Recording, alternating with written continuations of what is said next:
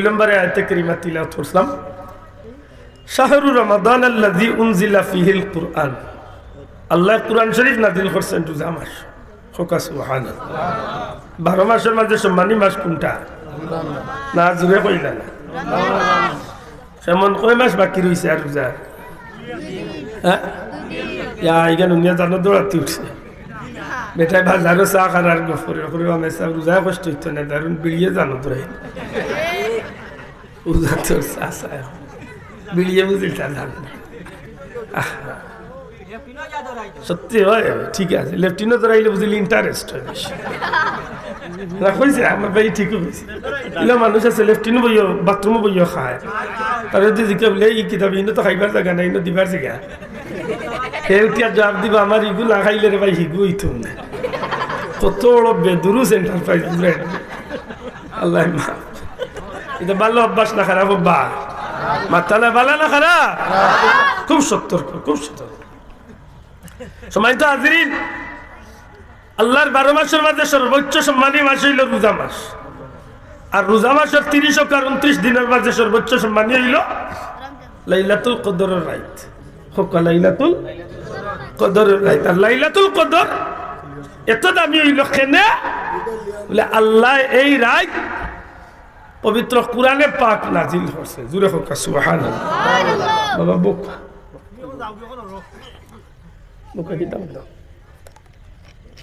ফড়িয়া আর আমার 3 হাত বাড়াইছিল উত্তরে ভাই মা তুজরা নিবা সামনে লাইলাতুল কদরের রাত লাইলাতুল কদরি খায়রুম মিন 1000 মাসের চেয়ে উত্তম এক রাত সুবহানাল্লাহ মনে রাখুন জানো যে আল্লাহ খাস দয়া করছেন এই রাত উম্মতে মুহাম্মাদিরে দিছেন নি যে আল্লাহ এত মায়া করছেন অন্য নবীর উম্মতে 5000 2000 3000 বছর হায়াত পাইয়া যতখান নেকি কামাই করছিল লাইলাতুল কদর আমরা পাওয়ার কারণে আল্লাহ এক রাতে 83 বছর 4 মাস সমান ইবাদতের সওয়াব আল্লাহ আমাদের দান করেন ও যদি এক রাতে যদি 83 বছর 4 মাসের সমান হতে যে মুরব্বির বয়স 70 বছর তাহলে কমসে কম 70 বার এই রাত পাইছে 70 দিয়ে 83 বছর 4 রে পূরণ দেখা মাত বুঝাইতে পারছে যার বয়স 90 বছর এই 90 বার পাইলিছে নি রাত এক রাতে যদি 83 বছর 4 মাসের নেকির সমান হয় তাইলে 90 বছরের 90 83 বছর 4 মাস অন্য নবীর উম্মতে 5000 বছর ভাইয়া যেটা পাইছে না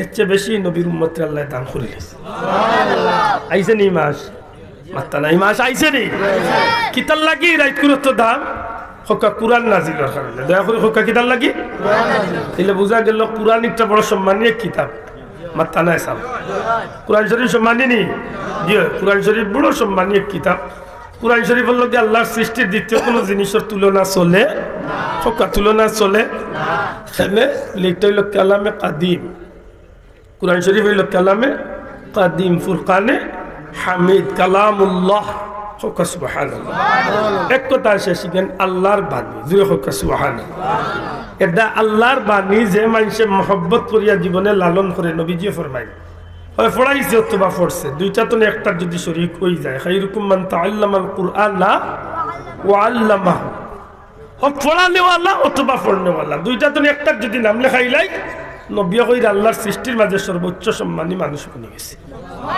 বড় করে হোক সুবহানাল্লাহ এই কারণে মনে থাকে জানো কুরআন শরীফ এমন এক সম্মানী কিতাব কুরআন শরীফের লগে যে জিনিস লাগে এই জিনিসের দাম বাড়ে কুরআন শরীফের লগে যে মানুষ লাগে এই মানুষের দাম বাড়ে সুবহানাল্লাহ কইনা যে জিনিস কুরআন শরীফে মহব্বত করিয়া কিনারা বাড়ি যায় কিনারার জায়গায় জিনিসের দাম বাড়ি যায় যে মুমিন মুসলমান কুরআন শরীফের কিনারা লইলায় দুনিয়া আখিরাতে আল্লাহ তার দামি বানাইলা তাইলে কুরআন শরীফে মহব্বত করার দরকার নাই আমরা মহব্বত করিনি মাত্তা নাই কুরআন শরীফে মহব্বত করিনি দূরে কথা করিনি মিছা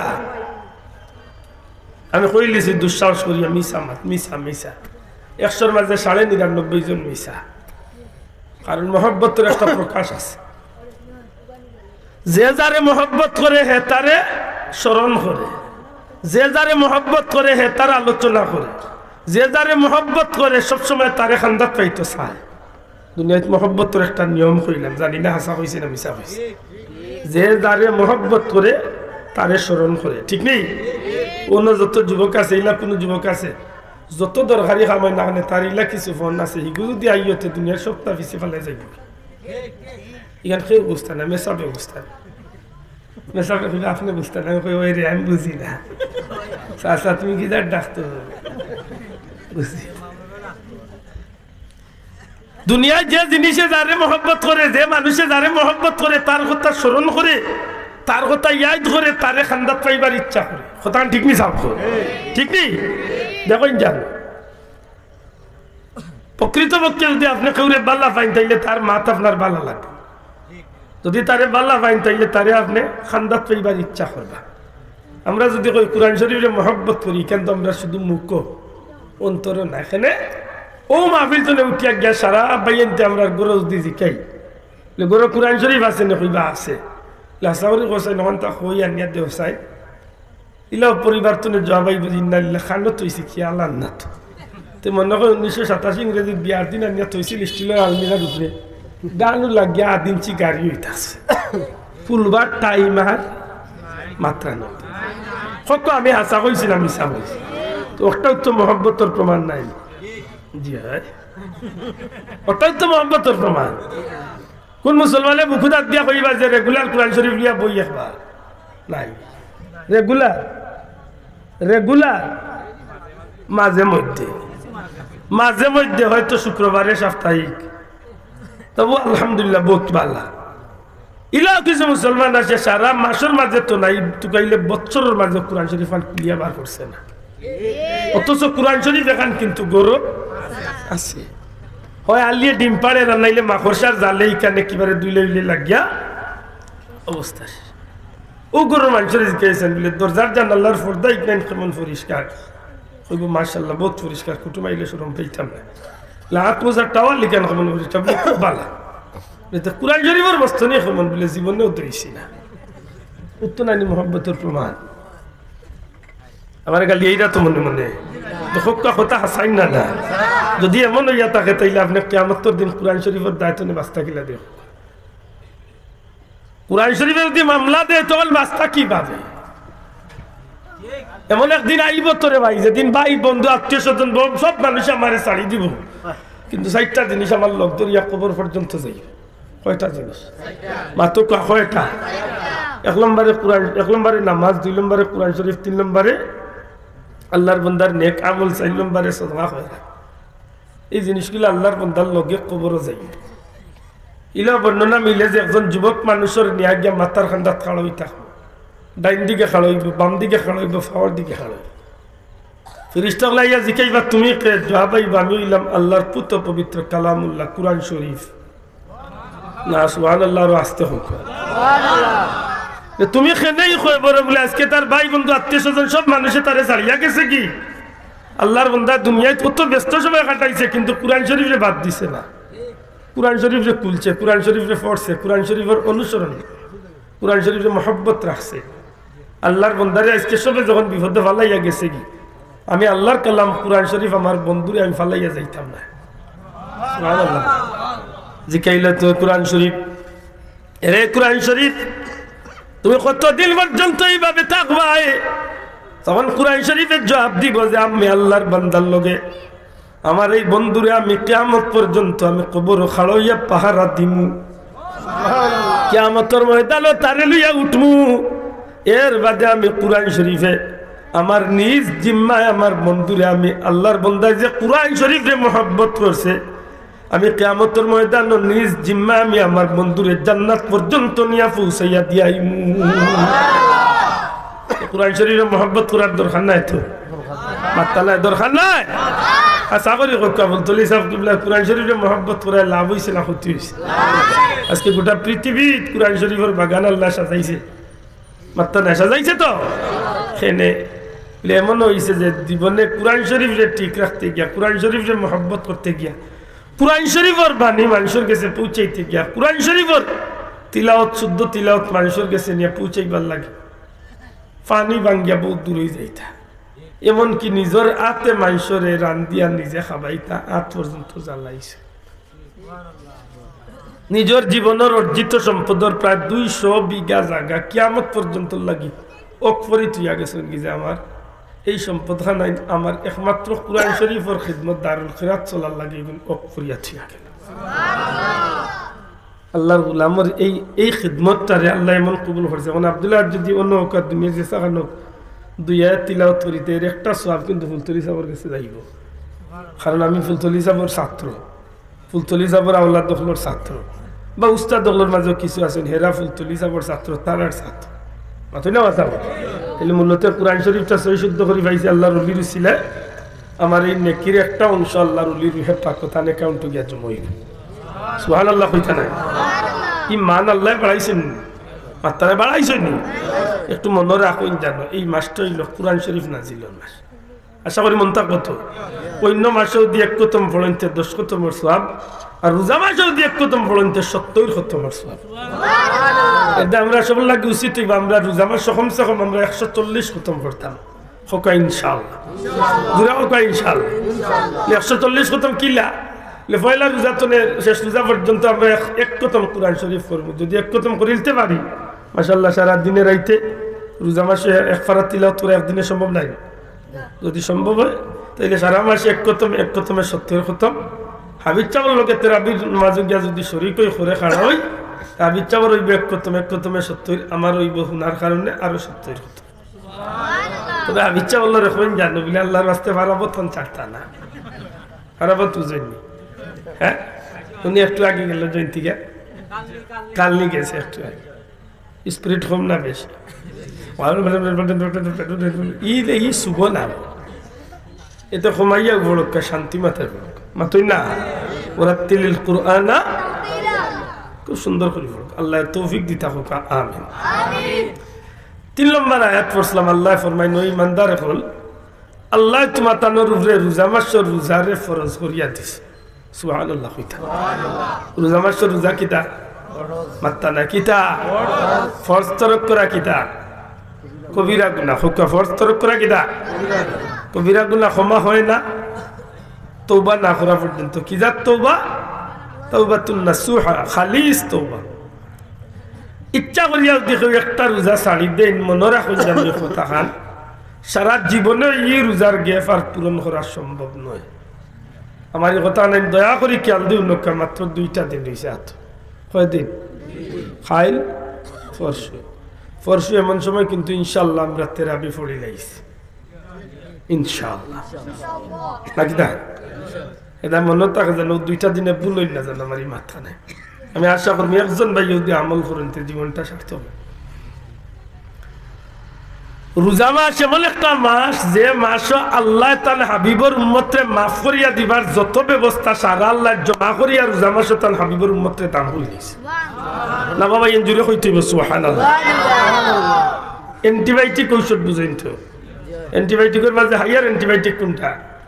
এজিথ্রোমাইসিন 500, একটা খাইলে চাচা সর্দি বর্দি মাথার বেদনা যা আছে 13টা খাম বাটি গেছে।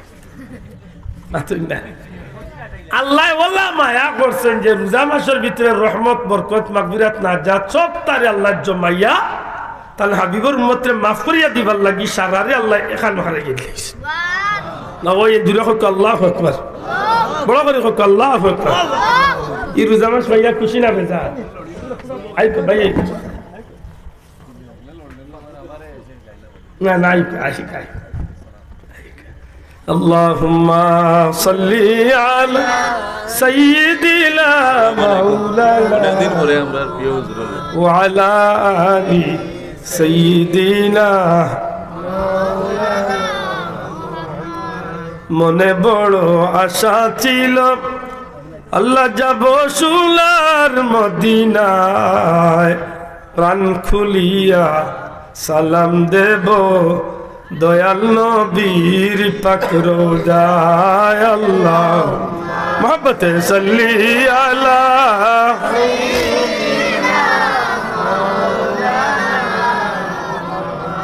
ওয়া আলা আলি সাইয়্যিদিনা মাওলানা। আমার ভাই সকল বন্ধু সকল, রোজা মাশাআল্লাহ এত মায়া করছেন উম্মতে মুহাম্মাদির লাগি, আল্লাহ রোজা ফরজ করিয়া দিয়া বড় দয়া করছেন। এমন মায়া করছেন, এমন দয়া করছেন গো ভাই, উম্মতে মুহাম্মাদি যদি সারা জিন্দেগি গুনার কাম করিয়া নিজের নফসে যদি ডুবাইলায়, আর এই বান্দায় যদি ভাগ্য চক্রে রোজা মাসের লাগাল ফাইলায়, মাত বুঝেন সেঞ্চুরি মারার এক সুবর্ণ সুযোগ হইল রোজা মাস সুবহানাল্লাহ হেলা হেলা খাটাই না যা